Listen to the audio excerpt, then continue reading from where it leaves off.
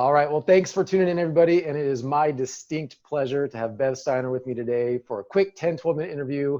Bev, thank you so much. And to introduce you for everybody that doesn't know you, which is probably 3 people in this entire state, you're the OP of 3 offices, Walnut Creek, Danville, and El Dorado Hills, 2 of which, the first 2, are 2 of the most successful, longest-standing offices within Keller Williams in California. And you've launched El Dorado Hills recently. That's already making great traction. You're Yes. also the regional OP now of Southern California. You're also the founder of CHAT, California Hawaii Advanced Training Team, and you're on the selection committee for Master Faculty for KWRI. Did I miss anything? Because that's a pretty extensive resume. Nope, that's it. That's what I'm doing right now. Just that one thing right now. That's it. Yeah. Well, let's jump right on in then. So can you tell us a little bit about your story, how you got into the industry, why you decided to stay, and what's caused you to take the path that you're on today? I started in real estate at 18, and I got into the industry because my mom was in it. And I never wanted to be in real estate. She worked 24/7, weekends, nights, trips we would take, she'd cancel because clients needed her. And the whole idea of working like that was not interesting to me at all. And so I had, some other ideas. Now, I came from an interesting family because my family didn't want me to go to college, though I really wanted to go to college. And it was usually the reverse, right? But in my case, that's how it worked. And it was because my parents were afraid that I'd go to college and become a hippie and do drugs. So they didn't promote that idea to me. So I was a little bummed as my friends took off and just decided, fine, I'll work. So anyway, I didn't want to be in real estate, did decide to get into it only because I was working at a clothing store and I looked great. My clothes were awesome and I had no money. So I was going to get into real estate until I could think of something better to do. So for me, it was always a transitional kind of thing. And it was until I decided what I really wanted to do. And that is now 43 years ago. Only 43. Okay. So 40. you fell into the trap of staying in real estate for the rest of your career. And it's worked out pretty well for you. So what would you say is the greatest lesson you had to learn the hard way through the 43 years you've spent in the industry? Well, I learned that a couple things happened. I tried to get out 3 different times, and there's 3 different stories about that we don't have time for today and maybe another time. But 3 different times I got brought back into the industry, just happenstance. And I think there's several things I've learned, but I did learn that, and this is my spiritual nature, so I learned that I need to say a prayer about what I need to do, and then I need to let go of it. And I always had in mind what I wanted to do for a living. And I always felt like what I was doing was not it. And I was good at it, but it was not it. And so 3 different occasions I said prayers and things came to me in multiples after that and gave me clear direction. And so if I were to say there was anything I learned, it was just do that.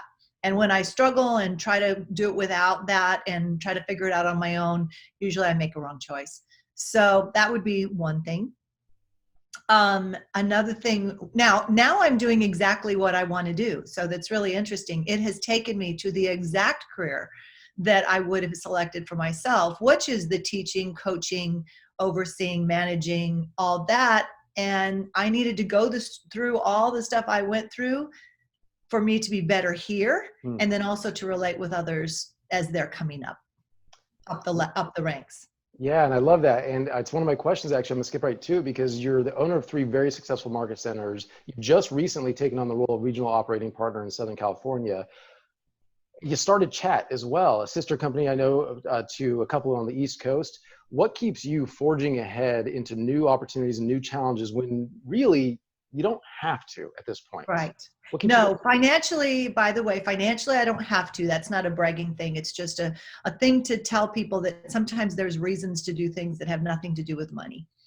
And so it was funny because when the regional opportunity came to me, which was about last August or so, that showed up in my world. I wasn't seeking it. It showed up for me. And when it came to the table and the person that addressed it to me, my question was, I kind of cocked my head and said while I was on the phone, why would I do that? Like I was trying to figure it out. And the response was, because you'll create more opportunity for other people. And as soon as that person said that, I went, yes, that's why I would do that. So that's what prompted me to take it on, and took on the region, the Southern California region, which is 21 offices right now, in March, right the day before shelter in place went into effect, which was awesome. And actually it was good because, I think everybody needs leadership. And that was I was already leading my 3 offices, trying to figure that out. So we just poured down in with everybody in Southern Cal, and we became a team together. So that was the other part of it. And what drives me, I get bored, right? When I go on vacation, you will rarely find me going on the kind of a vacation where I would lay on the beach for days and days, because I can lay on the beach maybe for an hour and a half if I have a good book. And so then I'm really looking for something else to do. So for me, I get bored, and the things that drive me are strategies, working with other people, helping them get there, wherever that is, whatever there is for them. I'm competitive.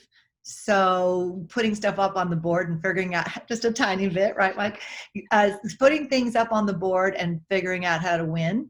And again, it doesn't have to be financial. I'm also very strong. I have a very strong financial nature. So I understand how money works and businesses work. So winning financially is a marker, just because it's a marker. So, but winning through people, growth, seeing that we're growing, seeing that we're getting better, seeing that our people are succeeding. Those are all other kinds of markers too for me. And you mentioned that the day before shelter in place is when you took on the ROP role in Southern California. So with all the uncertainty, all the change, the rapid change, I mean, it's changing every second sometimes. Yeah. How are you preparing and insulating yourself, as well as those that you have the ability and privilege of leading, for what's coming or what we're in right now? How are you insulating, and how are you preparing for these things? Well, how can you insulate against something you've never been in before? And I think when I started the leadership with my own teams, I just had to keep thinking, what's the right thing to do? How do we protect our people? How do we keep our people working? And yet, how do we make sure people are not going to be sick, and all the things? And there was so much we didn't know, especially when we started. So that was the first step. But as I look forward, I think the most important thing is, I say to my people all the time, I don't know. I don't know the answers.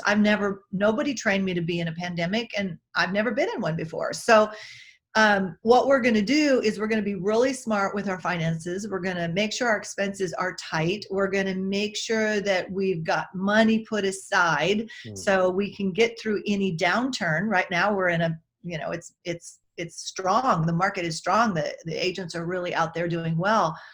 But we don't know what's coming. So, it was really great, Michael. We had Cody come and speak in our market center, and he was talking about, you don't do a 5-year plan. You kind of do a 5-day plan and a 1-month plan and a 3-month plan. Yep. And I resonated with that really, really well without articulating it. And I thought, I think that's just what I'm doing. I'm looking forward. There was a time with my people, they would say, well, what are we going to do at the end of the month? And I go, I don't know, because we're going to think about that at the end of the month. Yeah. I don't know. I mean, there were certain questions I was just going to say, I'm not going to think of Gone with the Wind. I'm not going to think about that today. I'm going to think about that tomorrow, because it doesn't have to be decided today. And there's too many things that could change between today and that time. Now we're a little more used to it, Michael. So now we're being able to get a little more rhythm to things. And I would say the most important thing that we have to make sure every day that we're plugged into ourselves and with our people is what's going on in their minds. That's a great one. And if we will pay attention to that, we can get ahead of things, because we could be going the wrong way if people are frozen in their thinking or fearful or limited, right? So that would be the most important thing to pay attention to in my mind. And back to what you said about the 5-day, the 1-month, the 3-month plan, it might be a 5-minute plan at times. That's right. What's that next step I can take to just keep myself moving forward? Even if I don't know exactly the direction I need to go, I just got to go that way, because then I'll find the next path. What's really interesting about what you just said? I just was thinking how this connected. I started this by saying, I don't know if everybody's going to want to hear this or if they don't, but I started this by saying I'm prayerful. And if you have faith, you take a step without knowing what the rest of the staircase looks Mm-hmm. like.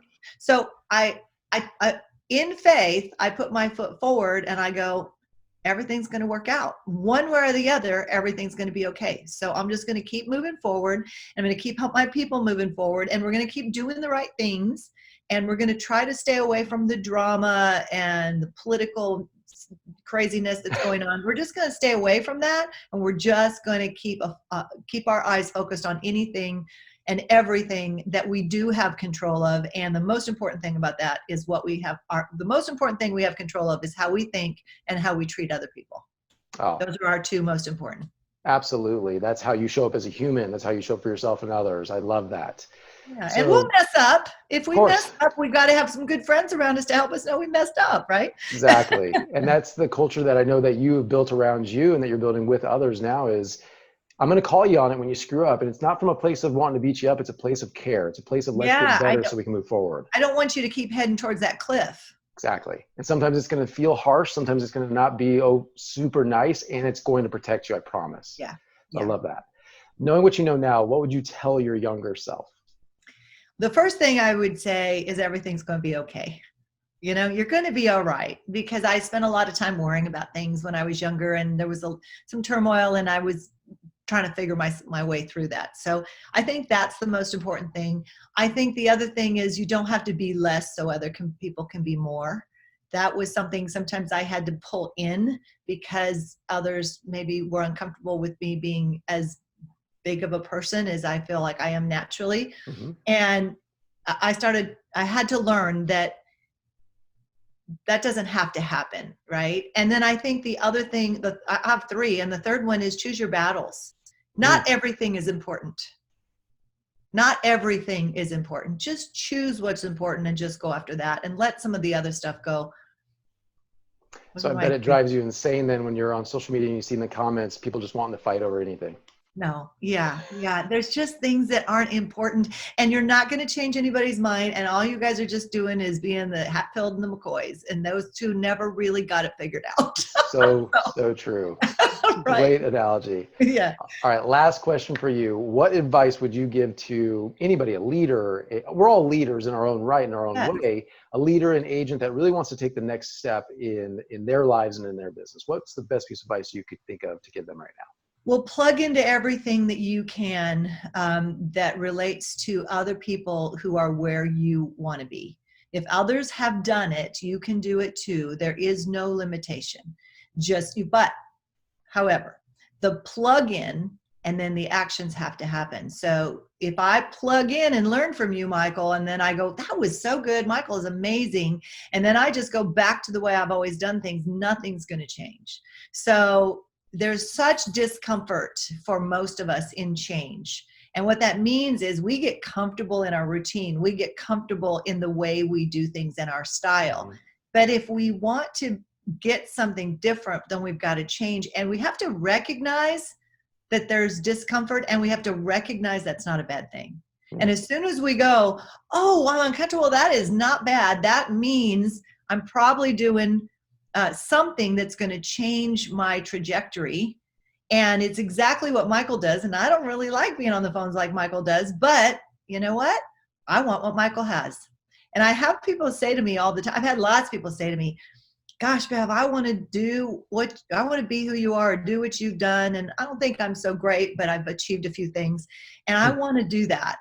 And I'll say, then you have to be willing to work. And when other people aren't working, you're working. And when other people aren't learning, you're learning. And when other people aren't studying, you're studying. And when times get tough, you don't run.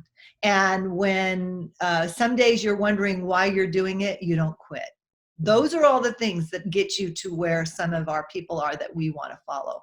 And that's kind of the separator between those who really achieve the big vision that they have for their lives and those who settle for something different, even though it's not what they wanted. I think those pieces, those are the separators in my mind. And it sounds like it goes back to faith with a bias towards action. Yeah. Not knowing exactly what's going to happen next, and yet I'm going to move towards it anyways. I just got to I've got to learn from the best. Then I have to apply. Then I have to figure out what my mistakes are. Then I have to be willing to change whatever it is that's not getting me where I want to go. And then I have to be willing to work. Love that. There's an Right? acronym I learned a long time ago, LIFER. Learn, implement, fail, evaluate, repeat. That's awesome. Just keep going. Yep. That's a great way to remember that. Any parting words or any final thoughts you want to share with everybody? I think what's on my mind right now is let's pull together. Let's help each other. Let's not make each other wrong and fight about things that don't matter ultimately in the end. Mm-hmm. There's some tough stuff going on in our world right now, lots of different things. And we seem to be picking sides and picking up stones. And what we should be doing is we should be aligning and virtually putting our arms around each other and walking each other through it. And if one person will just do that and be an example for the next person, and when somebody wants to fight with you or argue with you or shame or feel ashamed, just walk away from it and go seek out the piece of it and find the good stuff. There's some really good stuff happening right now too. Really good stuff that we'll take into the future, and we'll recognize how things got separated, and we'll recognize how things got changed and what we loved about what got changed. And what I'm hoping is each of us will be proud of how we came through it, and we will have led a few others with us through it. I love that. Be a part of or create the chain reaction for good. Yeah. Absolutely love it.